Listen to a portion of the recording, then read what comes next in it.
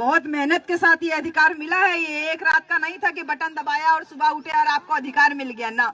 बहुत मेहनत करनी पड़ी, बहुत बहस करनी पड़ी, तब आपको और हमको ये वोट का अधिकार मिला। संविधान में तो अधिकार हो गया था, लेकिन इसके बावजूद हमारा वोट हम डालते थे, लेकिन वोट हमारा होता ही नहीं था, क्योंकि वो कभी बूथ कैप्चरिंग हो जाता था, कभी वो पूरा बैलेट बॉक्स उठा के लेके चले जाते थे। हम लोगों को पता भी नहीं चलता था कि राजा और वोट का कीमत क्या है। वो तो साहब कांसीराम की देन है, साहब कांसीराम का मिशन मूवमेंट है कि साहब बड़ी नौकरी करते थे बहन जी, बहुत बड़ी नौकरी साहब कांसीराम करते थे, वैज्ञानिक के पोस्ट पे थे साहब कांसीराम। बाबा साहब के बारे में जाने, बाबा साहब की किताब के बारे में, किताबों को पढ़े, उनके बारे में जब उनको ज्ञान हुआ तो उनकी बुद्धि खुली और तुरंत वो अपनी नौकरी से इस्तीफा दे दिए। और इस्तीफा दे करके ये प्रण किए, अपनी माँ को चिट्ठी लिख करके ये प्रण किए कि माँ मैं कभी शादी नहीं करूंगा, माँ मैं कभी घर वापस नहीं आऊंगा, माँ तुम्हारे मतलब अपने घर वालों से किसी के मृत्यु में या किसी की शादी में भी मैं घर नहीं आऊंगा।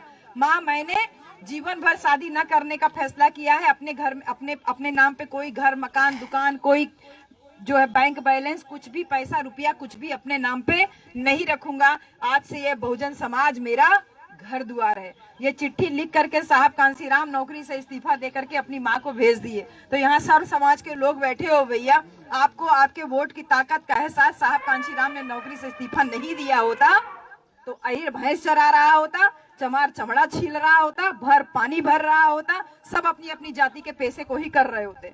और खाली वोट वाले दिन कहा जाता लो भैया ये ले लो और जाकर के वोट दे देना। आपके वोट की कीमत कितनी है बहन जी? साहब कांसीराम नौकरी छोड़ करके जब चले गए तो उनकी माँ रोते रोते उनके पास आई, बहुत मान मनोवल की कि बेटा घर चल, इतना नौजवान लड़का शादी विवाह नहीं करेगा, ऐसा कैसे चलेगा। माँ को समझा कर साहब कांसीराम भेज देते हैं घर कि माँ तू घर जा, मैंने अपना जीवन कुर्बान कर दिया सबके लिए। माँ रोते रोते घर चली जाती है वापस वहीं पंजाब में। और यहाँ साहब कांसीराम दिन रात आपको और हमको जागरूक करने के लिए कभी पैदल पैदल, कभी साइकिल साइकिल, कभी भूखे रह के, कभी प्यासे रह के। एक बार तो उनकी जेब में 5 पैसा नहीं था कि अपनी पंक्चर साइकिल में हवा डलवा सके। आज तो जेब में 10 रुपया 20 रुपया रख के निकलते हो, सुरती खरीदते हो, ठोक के खाते हो, इधर उधर पचर पचर थूक देते हो भैया।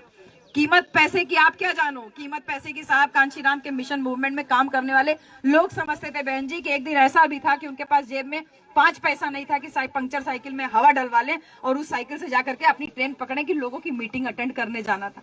4 साल बीत गया था बहन जी, साहब कांसीराम अपने घर नहीं गए थे।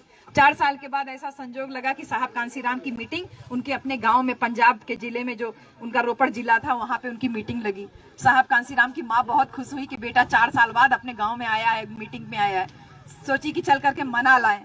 उनके पिताजी से कही कि चलिए बेटा को चल करके लिवा आया जाए घर, फिर से मना लिया जाए। बेटा को मनाने के लिए पिताजी ने मना कर दिया कि जब लड़के ने ये मान लिया कि हम मर गए तो हमारा लड़का भी हमारे लिए मर गया। साहब के पिताजी ने मना कर दिया, लेकिन माँ लोगों का दिल थोड़ा नाजुक होता है ना। माँ का कलेजा नहीं माना, माँ चली गई साहब को मनाने के लिए। ऐसे साहब खड़े होकर मीटिंग में बोल रहे थे, बहुत बड़ा सभा लगी हुई थी। साहब की माँ पीछे पेड़ के किनारे खड़ी होकर सोच रही है, आंखों से झरझर झरझर आंसू बह रहा है। सोच रही है कि जिस बेटे ने अपना घर द्वार छोड़ दिया, आज उस बेटे को सुनने के लिए इतना बड़ा मजमा, इतने बड़े लोग आए हुए हैं दूर दूर से। साहब की माँ पीछे खड़ी रही, पूरी मीटिंग चलती रही, साहब की माँ आगे नहीं आई।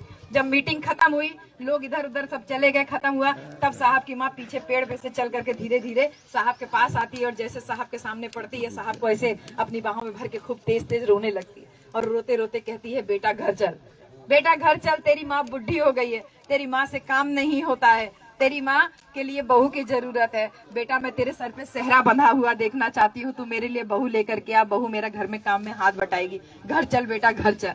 माँ रोती जा रही है, बोलती जा रही है और साहब के चेहरे पे एक शिकन नहीं, साहब के चेहरे पे एक भाव नहीं।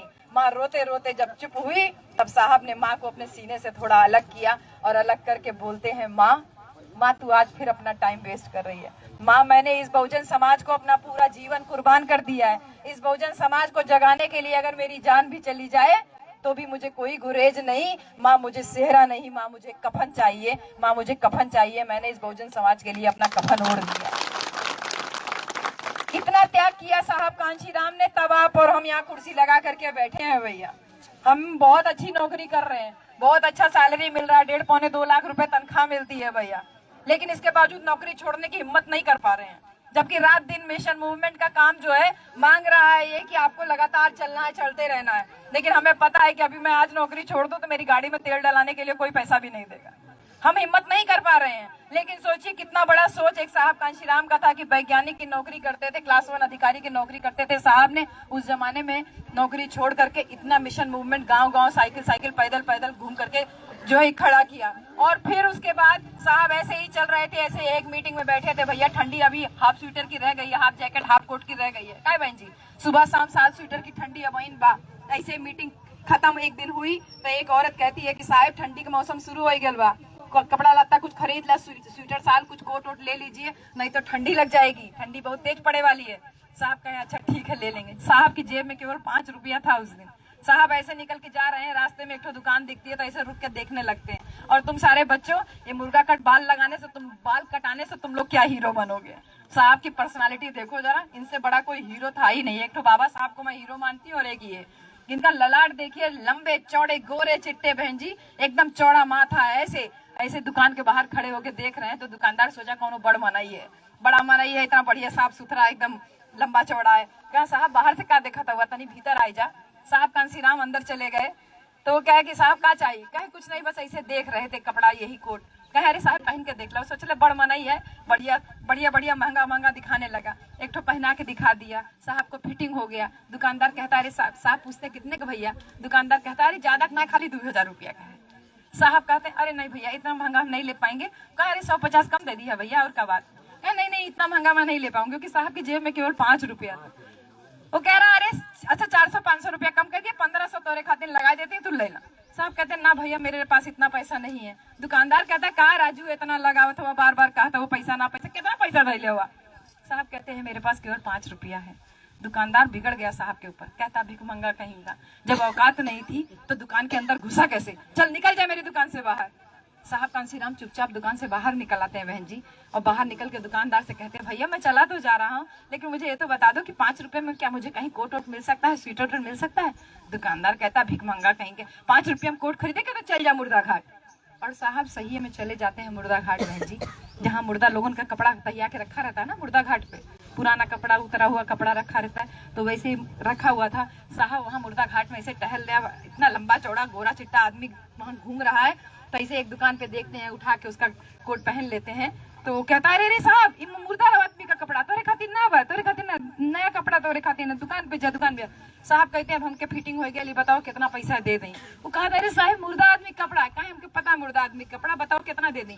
कहा साहब कुछ दे दा। कहा अरे कुछ ना, बताओ कितना दे दें। कहा साहब 5 रुपया देता है। और क्या बन, साहब जेब में से निकाल करके 5 रुपया दे देते हैं। मुर्दा घाट से मुर्दा आदमी का 5 रुपए का कोट पहनने वाले ने देखो भैया इतनी बड़ी क्रांति कर दी कि आज आप और हम इतना बढ़िया कलफ लगा हुआ कपड़ा पहन करके इतनी बड़ी गाड़ियों में घूमने लगे। ये साहब की क्रांति का देन है बहन जी, कि आज हर 5 साल के बाद, बाबा साहब ने तो संविधान में केवल वोट का अधिकार दिया था, आपके वोट की कीमत का एहसास साहब ने नारा दे के कहा कि वोट हमारा, राज तुम्हारा नहीं चलेगा। वोट हमारा, राज तुम्हारा नहीं चलेगा। मैं नेता नहीं हूँ, ताली बजाने की जरूरत नहीं है। मैं जो बात कर रही हूँ उसको समझने की कोशिश कीजिए। मैं आपको समझाने के लिए आई हूँ, मैं आपको वोट मांगने के लिए नहीं आई हूँ। मेरी बात ही आपको सब कुछ समझा देगी। साहब ने कहा वोट हमारा, राज तुम्हारा नहीं चलेगा। बेटा आपको इस बात के लिए सावधान किया कि तुम वोटर हो तो तुम राजा हो, क्योंकि तुम्हारे वोट से कोई राजा बन सकता है। और मजबूरी देखिए हर 5 साल के बाद जब साहब ने आपको बताया कि वोट हमारा, राज तुम्हारा नहीं चलेगा, तथाकथित ऊंची जातियां पहले हम लोग की बस्तियों में झांकने तक नहीं आती थी, और आज देख लीजिए किसी भी जाति का नेता हो, बड़ी गाड़ियों में घूम करके आते हैं, उतरते हैं, और उतर के आके कहेंगे काकी गोड़ धरत है, वोट हम ही के दिया, आजी गोड़ धरत है, वोट हम ही के दिया, काका गोड़ धरत है, वोट हम ही के दिया। इतना मजबूर कर दिया इन ऊंची जाति के लोगों को कि आकर के आपके गोड़ धर रहे हैं कि गोड़ धरत है, वोट हम ही के दिया, कि वोट हमारा, राज तुम्हारा नहीं चलेगा। अगर आपको अपने वोट की कीमत का एहसास हुआ तो आप अच्छे नेता को अपने चरणों में गिरा दोगे। लेकिन एक भगोना, एक छाता, एक साड़ी, एक प्लेट मुर्गा और एक पौवा दारू में अगर अपने वोट को आपने बेच दिया, रात में लगा लिया, सुबह उस नशे में वोट करके आए, तो केवल 5 साल के लिए गुलाम नहीं बनोगे भैया, अपने ये इन छोटे छोटे बच्चों को, जिनको इन महापुरुषों तक के बारे में अभी जानकारी नहीं है, इन बच्चों को आप 20-25 साल की गुलामी धकेल दोगे, क्योंकि सरकार ने पूरा प्लानिंग किया हुआ है। एक नया संविधान बन के तैयार हो रहा है। ये बहुत दिन तक ये सूट बूट और हमारे जैसे लोगों की नौकरी सलामत नहीं रहने वाली है भैया। चाहे जितना चुटिया बना के घूमो, चाहे जितना मूछों पे ताव दे के घूमो, ग्रेड चमार बनो, ग्रेड पासी बनो, ग्रेड धोबी बनो, जो भी ग्रेड बनना है, जितना बनना है बनो, जब तक भारत का संविधान है तभी तक ये सब चल रहा है। सरकार व्यवस्था कर रही है कि नया संविधान लागू होना चाहिए, और वो नया संविधान समानता पे नहीं, समरसता पे होना चाहिए। समानता और समरसता पे ये फर्क है बहन जी, कि समानता ये कहती है कि तीनों एक बराबर हैं, सभी जितने लोग भारत में जन्म लिए हैं वो एक बराबर है। लेकिन समरसता ये कहती है, जैसे आप लोग हैं कुर्सी साहब बन करके कुर्सी बैठे और औरतों को नीचे बैठाए, ये समरसता है। व्यवस्था में रहोगे, उसी जमीन पे कुर्सी लगा के तुम बैठोगे और उसी जमीन पे कुर्सी लगा के ये बैठेंगी, इसको समरसता बोलते हैं, एकदम सरल भाषा में। यही समरसता आने वाली है जब ऊंची जाति यहाँ बैठेंगे और बाकी लोग नीचे बैठेंगे।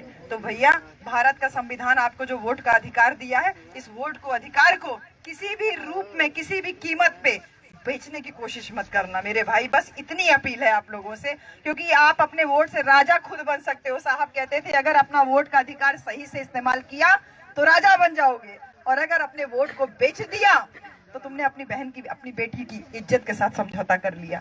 तो अगर आपको अपनी बहन बेटी की इज्जत के साथ सौदा करना है तो बेशक अपना वोट बेचिए, खाली झोला टांग करके पिछलग्गू और चमचा बन के रह जाओगे।